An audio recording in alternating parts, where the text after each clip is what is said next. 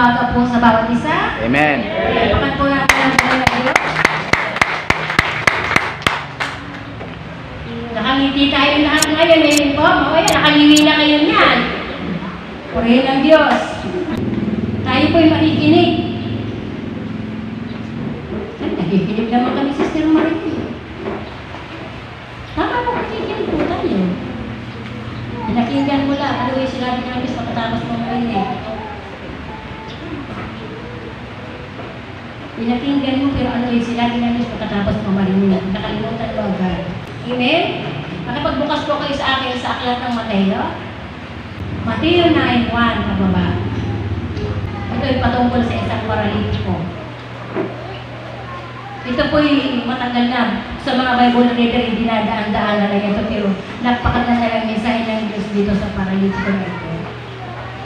Ang sabi po niya dito sa 9, pababa, sumakay si Jesus sa bangka, tumawid sa kabilang ibayo, at tumuloy sa sarili ng bayan. Pagdating doon, dinala sa kanya ang ilang tao ang isang paralitiko nakaratay sa higaan. May nagdala sa paralitiko, hindi siya kusang nakarating. Amen po? Hindi po siya kusang nagpunta. May nagdala sa isang paralitiko. Nang makita ni Jesus ang kanilang pananampalataya, sinabi sa paralitiko, "Anak, lakasan mo ang iyong loob." Sino may ang loob dito? Anak, lakasan mo ang iyong loob. At ang sabi po niya dito, pinatawad ka na sa iyong mga kasalanan. Amen. May ilang mga tagapagturo ng kautusan na naroon at sinabi sa kanilang sarili, nilalapastangan niya ang Diyos. Alam ni Jesus ang kanilang iniisip, kaya't sinabi niya, bakit kayo nag-iisip ng ganyan?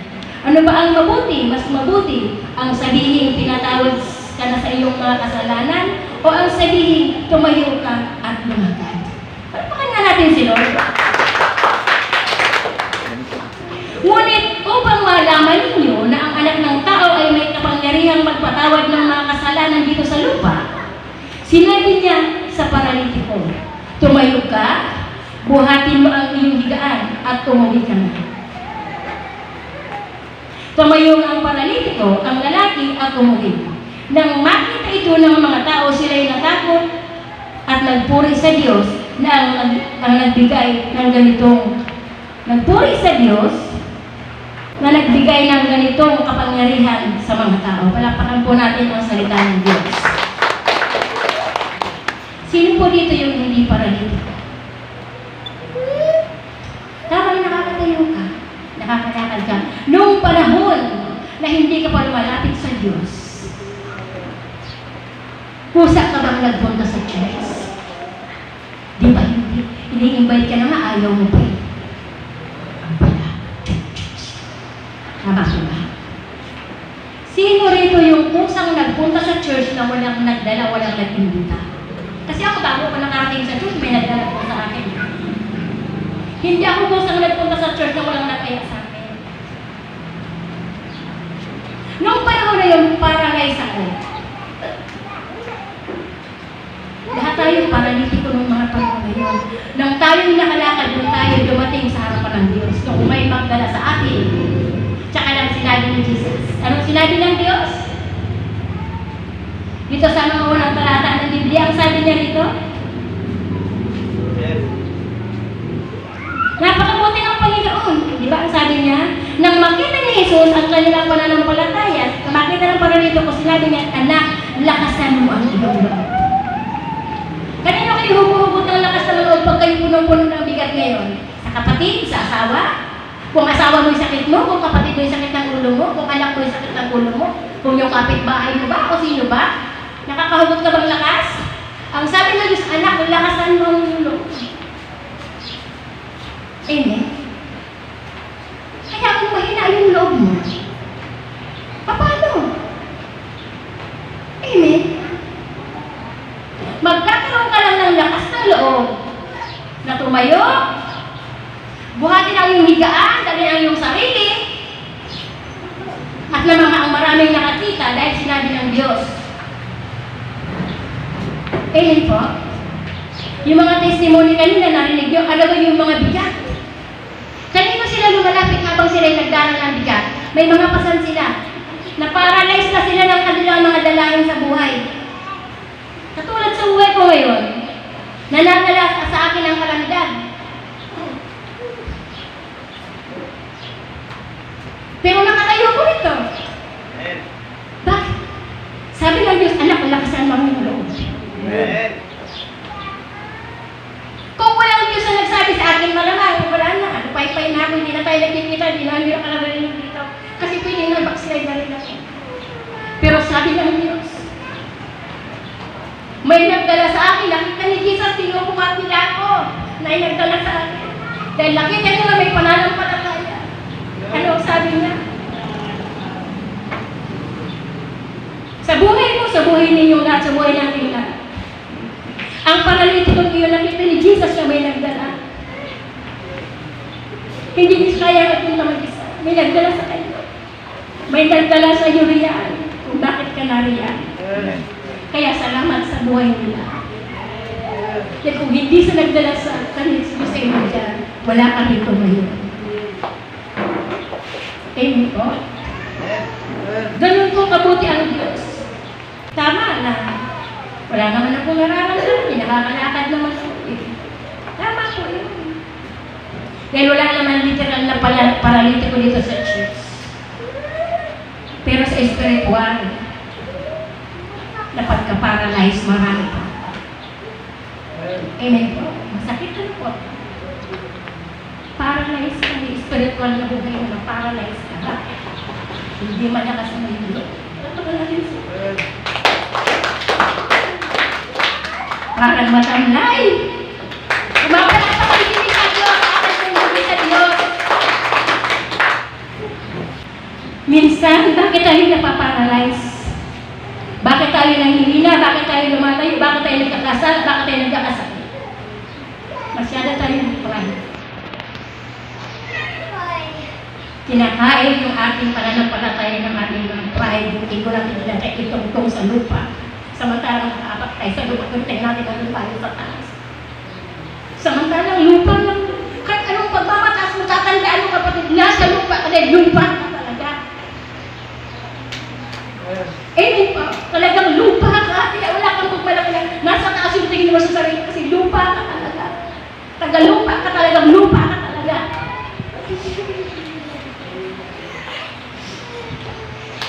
Ang sabi ng Diyos na kasi ang iyong loob. Pinatawad ka na. Kung hindi malakas ang iyong loob. Kasi yung pinatawad na yung malakas yung loob eh. Tama po ba? Hindi niya sinabi na pag mahina ang loob, pinatawad kita. Hindi po gano'n yung pagkakasabi. Lakas na ang iyong loob, pinatawad ka na sa iyong mga kasalanan. Kung mahina yung loob mo, ibig sabihin yung kapatawaran wala pa. Dahil pinapatawad na yung malakas ang loob ng harap tayo sa kabila ng pagka-paralyze sa kanyang buhay. Amen po. Tinatanggap niya, inaamin niya yung mga bagay na nagpa-paralyze sa kanya, na kaya siyang patawarin ng Diyos, kaya niya magpakumbaba sa harap ka ng Diyos. Dahil malakas ang loob niya, dahil sinabi ng Diyos. Amen po? Amen. Ganun po ang Diyos. Diba? Yung mga tao nagkapagturo ng kautosan na iba, hayaan mo pinagkinutulig sa kanila. Pinag-uusapan kanila, hayaan mo sila. Tanggapin mo. Kung si Jesus niya eh. Ikaw pa. Ikaw lang. Kung nakakarinig ka, pinag-uusapan ka, masakit o hindi masakit, mabuti o masama, tanggapin mo. Pag-aralan mo, ipagpuli mga tao na nanagay sa'yo kasi lalaya din ang pagdating ng araw. Huwag mo silang husgahan. Huwag mo silang awayin. Ipanalangin mo sila na dumating yung panahon na matutunan nilang lumakas para mapatawad din sila ng Diyos. Amen po.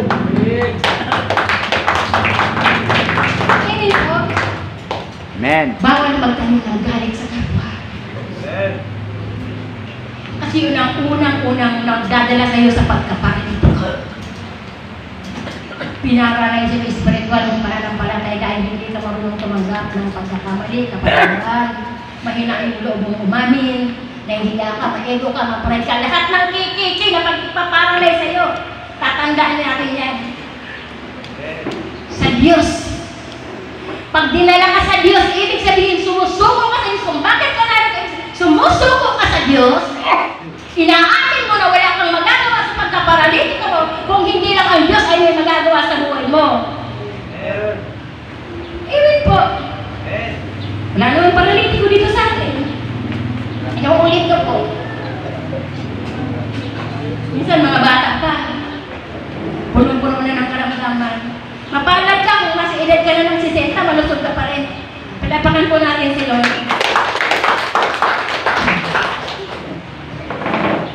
Salamat sa Diyos.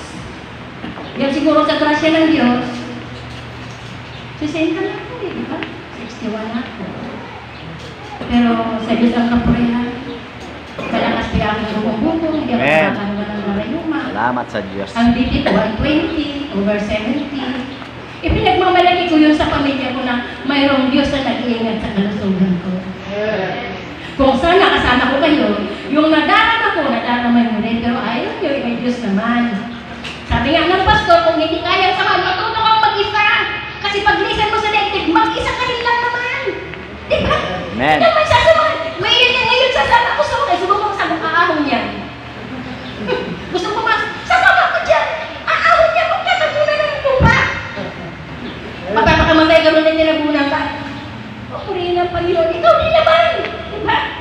Bakit mo kaya alam, apektuhan ka ng pamilya mo na ayaw sumunod sa Diyos? Ikaw. Amen. Kapuputan. Bakit wala ka kagad eh?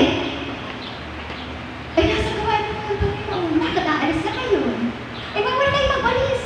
Walisin niyo lahat ng dumi kasi pupunta sa kalal, nagkahay tayo yung burong-burong ng basura ang kalal. Sino nagbabawal? Kung magbawalis, akin yung walis. Sino pinulat ang walis? Walisin niyo lahat yan. Wala sa Biblia na huwag magwalis. Baka inuukod na kayo dyan.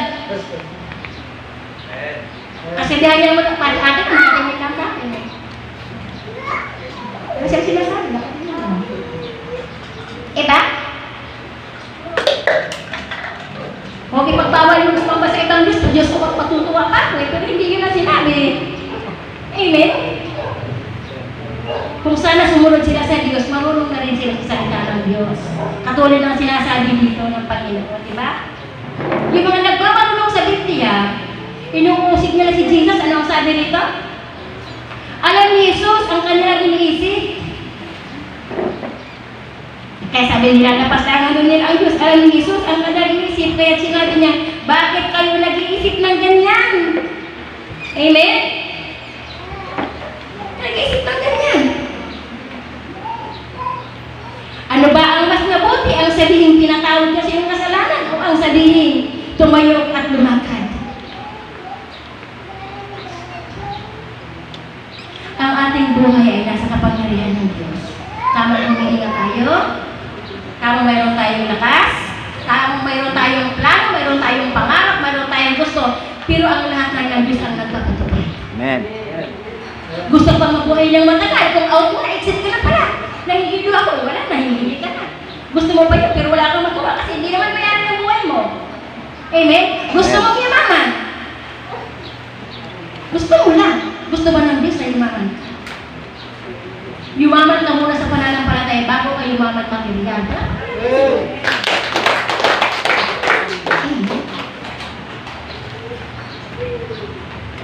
Alam mo po, napakasimple niya sa akin ng Diyos, pero ang lalim na namumot niya sa buhay ko.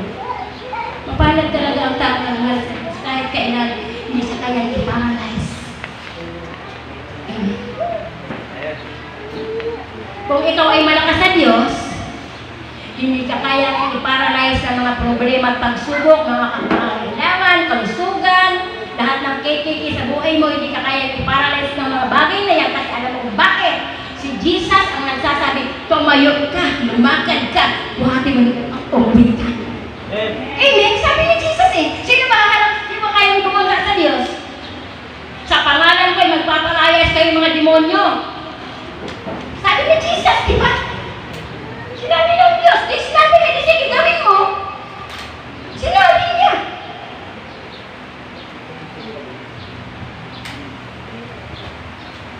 Pag sinabi ng kapatid mo, sinabi ba yan ng Diyos?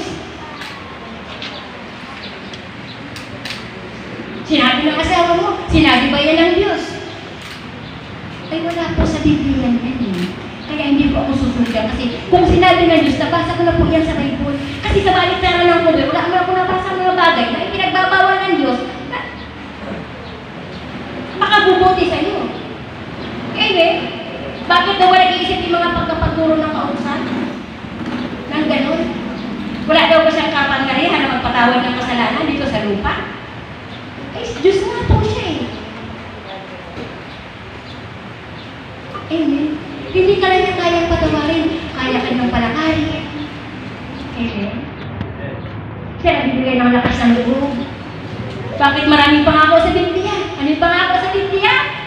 Ang sabi ng Matthew 11:28, ang sabi niya, lumapit kayong lahat na mapagalakan na nabibigat ang lupa sa inyong pasanin. Pasanin mo ba yung mga problema mo? Hindi ka ba makalakad sa bigat ng pakiramdam mo? Basic lang po eh. Puro basic lang po eh. Yung inaaral natin ngayon. Dalalit ko na matuto ang marami. Amen. Kayong lahat na nagbibigit ang lupa sa inyong pasanin at kayo'y pagpapahingahin mo. Sino na ako magpapahinga ka? Ang Diyos. Amen. Kaya kung ano may makabalisahan mo sa oras na ito, nandito ka sa harapan ng Diyos na hinahayag ang kanyang salita, ay sabihin mo sa Panginoon. Sabi mo, lumapit ka. Teka, kaya niya ka maglimag sa Lord. Sinabi niya, narinig ko eh. Lumapit kayo sa akin. Narito po ako, Lord, dyan sa iyong harapan. Humihingi po ako ng pag-aanal at kapahinga. Kaya Lord, bibigatan akong luba sa akin mga pasabi. Alam mo, sabi ko, ganda ko po sa inyo. Ang aking hanap buhay sa Rizal, hindi naman malakas. Nakakaraos lang. Ato, alam na ito ng pastor ko. Alam niyo ba naman? Si Satanas, napakabuso ka. Yung aking telepono, kinuha ng alam kong pinakamabait na buso. Siya ang may hawak ng telepono, maghapon nagdamak ang gagawin. Tumawag yung sekretary ng XTNT nga. Ay, dito na po yung perang sinili, yung 1,900 pera. Ay, oo po niya ko na dyan. Hindi ako yung alam yung sa mga. Sabi sa ampuran, kinuha man. Alam mo ni Anino ni Sintimo na akong nakita. Pinugnas na yung sakas. Sabi ko sa sarili ko, pag ako umuwi, kakastiguhin kita. Natauna, hindi siya umuwi sa bahay pag nandun ako, nandun siya sa patay. Hindi ko sabihin kastiguhin dun sa patay. Hanggang sa lumipas yung pakiramdam mo na bigat, sabi ko sa ganyan. Yung tao pinagigyan mo ng pera, harap ko kasi babarang na yung siya. Sabi ko lang yun, parang wala na talaga. Pero alam niyo po ba? Kung ano man yung inagaw sa'yo, ninagaw sa'yo ni Satanas, kaya ay ibalik mo na dito. Wala pa naman. Mayroon mga instrumento ang kaaway na ginagawa niya para ikaw ay pahirapan. Pero hindi sila magtatagumpay kasi mayroon Diyos na kasama ang iyong loob. Hindi ka dapat nagkakasala sa kabila ng ganyang nangyayari. Eh, po ba? Kasi tinatawad ka na sa iyong mga kasalanan. Ay, paano kung bigat na bigat ka, nagkasala ka, ay tinatawad ka, nagkasala ka pa. Eh, ano pa yung sinabi ng Diyos, nilabag mo? Tama po ba?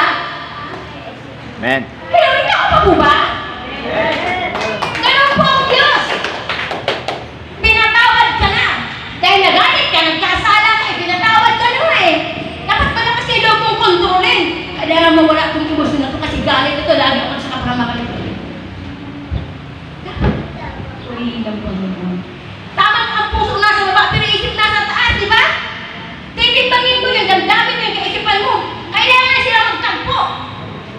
Sa kalagitnaan, kung yung nasa gitna, si Jesus ang nasa gitna. Amen? Tama po ba? Ito yung puso mo, tama puso mo. Ito yung isip mo. Si Jesus nasa gitna, pinagtagpo, tapos. Wala pa ka na din si Lord. Amen? Hindi ka nagkasala. Sabi niya, pera-pera lang yan. Tama. Pero kailangan ng disiplina kung mali yung ginagawa. Amen ba? Ganun po kabuti. Ang sabi ng Diyos, ang sabi niya, buhati mo yung higaan at lumakad umulit ka. Sa buhay na ito, laging sabi ng pastor sa Corinto, na ito ang ating sariling tahanan. Tayo yung mga strangers, mga foreigners sa daigdig na ito. Pero tayong daigdig na hinahanda ng Diyos doon sa piling ng Ama. Kung dumating ka sa Diyos, nakilala mo dinala ka kay Jesus, at sabi lumakad ka, pinatawad ka na, buhatin mo ikat at umuwi ka. Kanino ka uwi? Dalawa lang ang uuwian mo. Doon sa ilalim na pinanggagalingan ng bulkan, o doon sa kalangitan na pinanggagalingan ng kapayapaan? Kanino? Buhatin mo yung higaan at umuwi ka. Samantalang dinala ka na doon sa Diyos na nagpapagaling. Pag nakaramdam ka ng kagalingan, back to normal lang yung buhay. Malamang. Dalawang tahanan.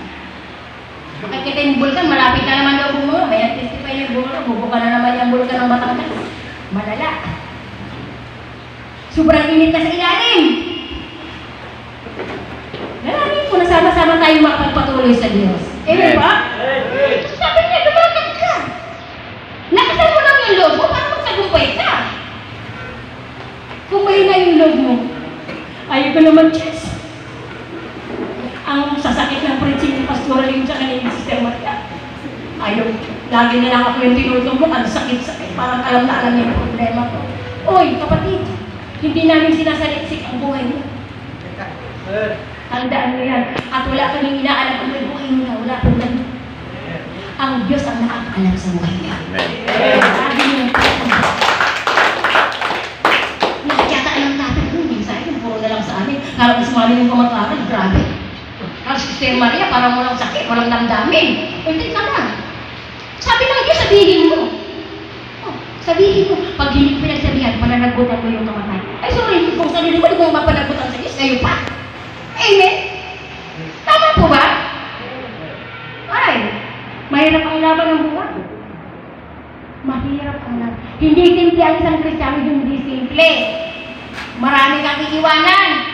Asawa mo, walang papabig kasi ilagay mo sa tabi. Yung anak ko, nagpapapasak, ilagay mo sa tabi. Sabi ko sa anak ko, huwag kayong humarap kasi sasagasaan ko kayo pag kayo naging handak sa pagsamba ko. Kahit pamilya ko, kahit hindi nyo na ako galangin, walang problema sa akin. Mahalaga, nagkakilala kami kasi pagkasama kami ng Diyos. At hindi naman kayo magdadala sa akin sa buhay ng gusto. Kahit pa kayo nagpapahirap sa buhay ko, di ba? Lahat ng bigat, parang humihilo ng kawayan na pabaliktad. Grabe! Pero bakit nagtatagumpay yung mga Kristiyano sa kabila ng ganyan ang pagsubok? Kasi dinala sila kay Jesus at ang sinabi ng Diyos, lakasan mo ang iyong loob. Dapat laging malakas ang loob mo. Huwag kang umiyak sa isang kung umiyak kasi kang niligan at ikiusap ka sa Diyos, mayroon kang umiyak ka dahil nalulungkot ka dahil sukul-sukul ka na. Purihin ng Panginoon. Pag nakaratay ka na din sa higaan, ang ganda niya.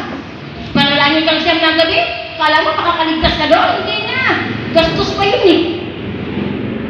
Magpa 40 days pa, panalangin pa ulit. Ikaratan dito sa langit. Dapat buhay ka na, pupurga ka na. Purgatory. Yung mga paralitiko, dapat magpurga yan sa harapan ng Diyos para mapatawad ng Diyos kasi mag-cleansing daw yun. Amen po ba? Sabi namin yung purga. Yung tori daw ay lugar. Itong ibig sabihin, itong iglesia ng Diyos na Jesus is my life, ito yung lugar ng magpupurga. Palakpakan natin sa Lord. Kailangan ng mapurga sa salitaan ng Diyos para malinis yung pagkataon natin yung ating kaluluwa humarap ng malinis sa Diyos. O, amen po ba? Amen. Ito pala yung lugar ng purgahan. Huwag kayong matawa. Purgatory. Yung tori lugar, yung purga is cleansing. Saan malilisin? Yung salita ng Diyos na naglilinis sa buhay mo, dito sa lugar na ito, Huwebes, Sabado, Linggo, may mga ekstrang araw pa, Bible study, puro pag-cleansing yan. Paano malinis yun? Kung hindi ka naman dumadalo, hindi ka pumupunta. Hanggang Linggo ka na lang. Sermon pa yung narinig mo, ang sama-sama pa ng loob mo. Imbis na lumayan, sumama pa yung loob mo. Kunin, ang sakit-sakit ng cleansing, parang ako'y pinag-aralan nila, hindi totoo yun.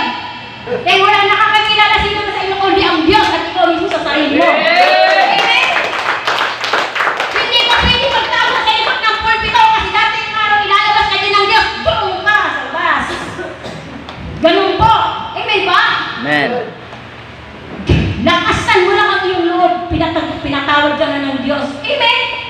Amen. Ganun. Ulit-ulit lang nasasabi yung mga promise, pero mahina pa rin yung loob. Ibig sabihin, hindi umabsorb. Hindi nababad. Hindi kumulay. Amen? Pag binabad, absorb yung pinagbabaran, kumulay. Kung maitim yan, pumuti. Nalinis. Amen ba? Sabi kanina, mahina yung way, pero baka naging sa ibang bayo. Diba? Pamayaw nga, buhatin ba yung higaan? At umuwi ka na. Mayroon tayong uuwian. Hindi yung bahay natin na punong-puno ng sakit ng ulo.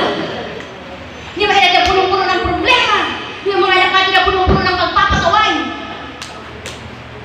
Uuwi ka na. Sa piling nila. Pag nabuhat mo yung upuan mo, at nagpatuloy ka sa Diyos, sabi na Lord, uuwi ka na.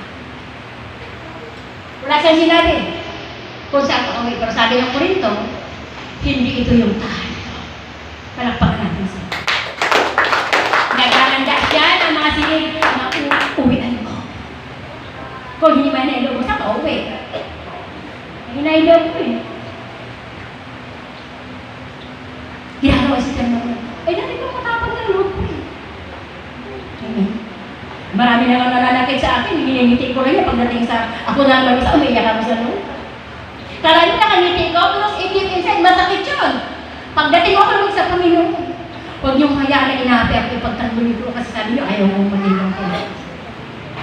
Oh, ayaw rin naman eh. Amen? Pumapayapa tayo. Buhati ng higaan at umuwi. Diba? Yung lahat ng nabibigyan na natin pag ng pasanin, sabi niya, lumapit kayo sa akin, yung lahat na napagpagalat, nabibigyan mo kasi yung pasanin. At kayo pagpapahingayin ko. Trabaho pa lang yung nakakapagod? Trabaho lang? Hindi po. Yung isip mo, pagod na. Lagi itong hinahalimbawa. Yung mga tao nasa Panginoon at wala sa Panginoon, magkaiba sila ng buhay eh. Sasabihin yung nagtatrabaho na punong-puno ng overtime. Kasi gusto nila magkaroon ng maraming pera. Magpapahinga lang. Gusto ko lang magpahinga kasi pagod na. Nakahiga lang. Mula paghiga hanggang sa nagkumbaga, hindi nakatulog.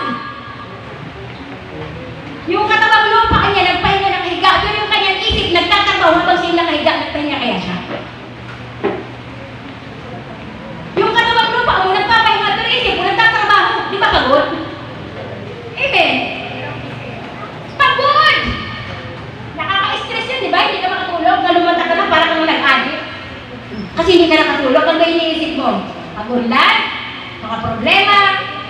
Pero kung lumapit ka sa Diyos kasi gusto mo magpahinga, nakatulog ka na agad nun. Ay, 5 minutes, nakakatulog ako ng 5 minutes, nakakalimutan ko yung pagod at mga isipin ko, nakatulog ako sa 5 minutes. Nakalimutan ako, ibig sabihin, nakapagpahinga ako. Kung kailangan ng mahabang tulog, 5 minutes lang, para marundak sa, okay na ako dito. Ano bang klaseng mahigit gusto mo? Mahabang panahon o isang oras, walang oras? Basta magpapahinga ka, sabi ng magpahinga. Sinod lang ang may pangakong ganyan. Walang yung boss, walang asawa, walang anak. Magpahinga ka. Lumapit kayo, sabi ni Jesus. Katulad ng parang nagano ba, inilapit, inilala. Kaya sabi niya, lumapit kayo. Hello, nakikinig po ba ang bawat isa? Nag-cellphone pa mo ba sa inyo? Natin mo sa mga matitinong nakikinig. Wala pa natin sila. Kasi hindi mo nakaraan kung cellphone. Kung magsisilphone ka nilang ng mga kapatid, tapusin mo na sa bahay ko, hindi pa tapos, papakaya mo lang sa baba. Tapusin mo na yung cellphone mo. Kasi nag-distract yung kapatid mo eh. Cellphone ang cellphone ko, kung makakal, hindi natin sulit. Tama po ba? Hindi ko sabi mo huwag ka magsamba. Kung magsisilphone ka nilang naman eh, tapusin mo na sa bahay.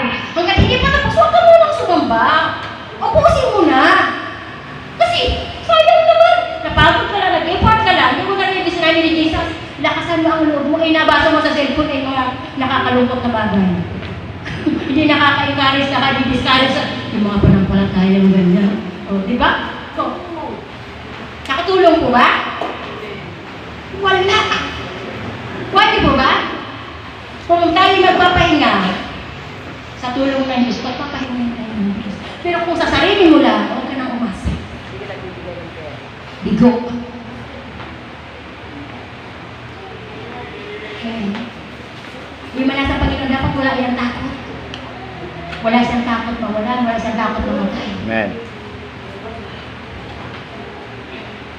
Sabi ko nga sa pamilya ko, kung ako mamamatay, katulad niya, huwag niyo kong paparasalan, ha? O, di ba? Kasi nagmamarunong kayo, ayaw ko may panasal. Kung parang may hiling ako agad, palibing niyo ako, parang hindi ako nilalamayan. Magsusugulang pa ako ng mga yan. Di ba? Di po ba? Ganun po. Baka Diyos na tayo, eh. Naunawaan niyo po ba? Amen. At dito po sa Korinto, sa unang Korinto, naunawaan niyo po ba yung mga pinagsasabi ni Lord sa inyo? Amen. Mabuti naman, palakpakan natin si Lord. Ang sabi po sa unang Korinto, ito pababa, ang sabi niya, mga kapatid, nang ako'y pumunta riyan, sabi niya rito, inihayag ko sa inyo ang hiwaga ng Diyos. Hiwaga po ang Diyos, ha? Hiwaga ng Diyos, hindi sa pamamagitan ng kausaya ng pananalita o ng mga malawak na karunungan. May malawak na karunungan, ano po? May attorney ba rito na kayang baliktarin yung kasinungalingan, yung katotohanan? Walang attorney dito sa church. Tama po? Matalino po yun. Nag-aral yun. Kaya yung kasinungalingan gawin katotohanan. Wala pong attorney sa church. Na wala dito.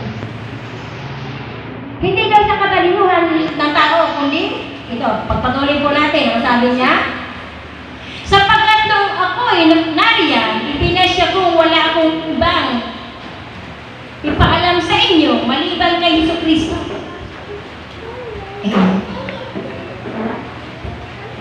May kaso ka pa ba sa Diyos? Kaya ano maging attorney mo si Jesus? Yung lahat ng may kaso sa Diyos, ang Diyos din naman ang attorney mo. Kasi yung judge mo, siya yung lawyer mo. Kaya, kung may kaso ka sa Diyos, huwag ko na ipagsabi sa mga kapitbahay, sa mga kaibigan, sa mga sabihin mo ang personal sa Diyos. Para yung kaso mo, ang filter ng Diyos, na wala kang pinagsabihin, wala kang pinagsabihin, kasi pag ikichismisan ka pa sa mga kaso mo, ay, sakit pa rin. Eh kung Diyos lang yung pinagsabihan mo, di kayo lang na Diyos nakakawa. Amen. Amen. Ang sabi niya, maliban kay Jesucristo at ang kanyang kamatayan sa krus, nung ako'y nariyan, ako'y nanghihina. Si Apostol Pablo po ay nagsasabi nito. Siya po'y nanghihina. Amen. Pero ang sabi niya rito, ako'y nanghihina at nanginginig sa takot. Sa aking pananalita at pangangaral ay hindi ko sinubukang hikayatin kayo. Yan. Ito po yun, ha. Sa aking pangangaral, sabi ni Apostol Pablo, hindi ko sinubukang hikayatin kayo sa pamamagitan ng mahuhusay na talumpati at karunungan ng tao. Ngunit, nangalan ako sa pamamagitan ng kapangyarihan ng Espiritu upang ang inyong pananampalataya ay masandig. Ano sa salitang sa likod, pag nakaganyan ka, kanino ka nakasandal? Sa pulpito, amen? Sino yung pinupuri sa pulpito? Hindi ba ang Diyos? Hindi ko nangangaral yung pinupuri dito, kundi ang Diyos. Yung galing niya mangaral, susuri naman sa iyo. Diba? Ang ganda ko suri sa iyo. Kasi wala akong magaling, kundi ang Diyos. Amen. Para ng palataya raw ay masandig, maisandan, makahilig. Diba? Kung gano'n yung pananampalataya mo, yung mga paralitikong sinasabi dyan, wala siyang kakayanan para ibubo ka. Diba? Kasi bakit? Nakasandig ka sa pananampalataya na galing sa Diyos. Nakasandig, maisandig.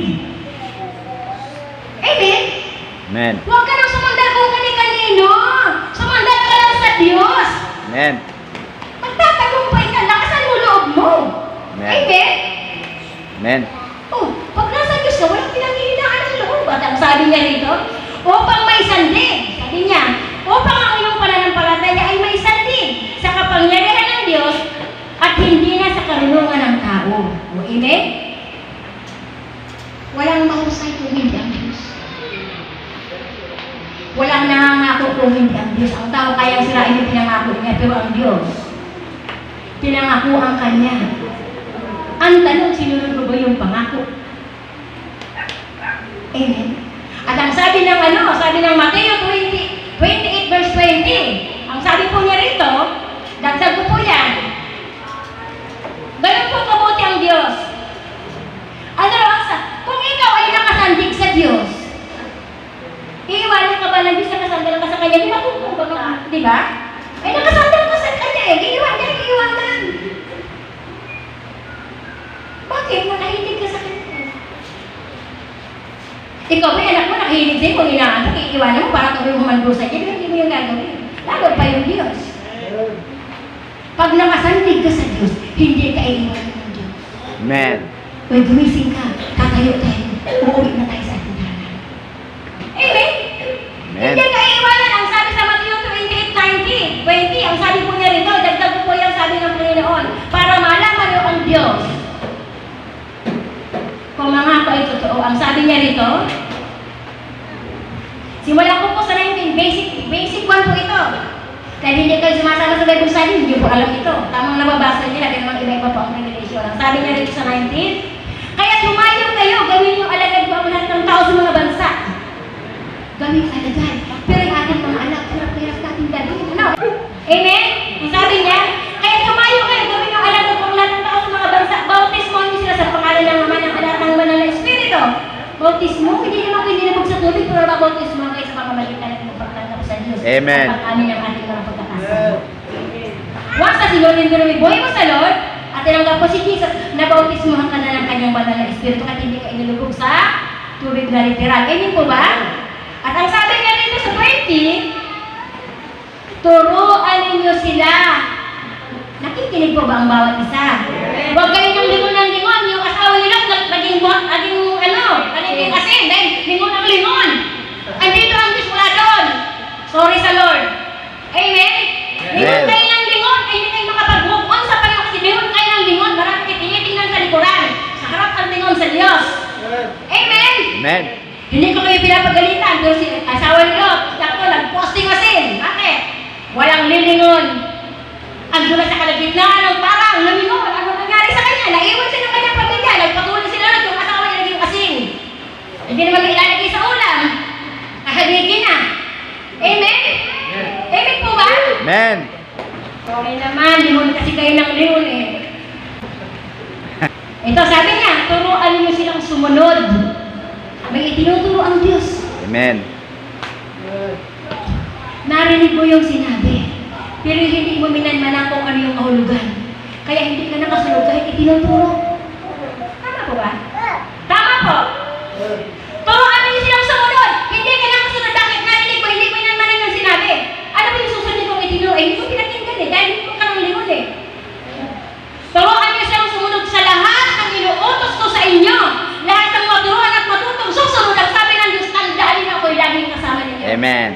Kung nakasandal ka sa Diyos, iiwanan ka ba? Hindi! Bakit? Narinig mo yung sinabi niya, gawin mo to, sumandal ka sa akin. Para magkasama tayo. Eh, hindi eh.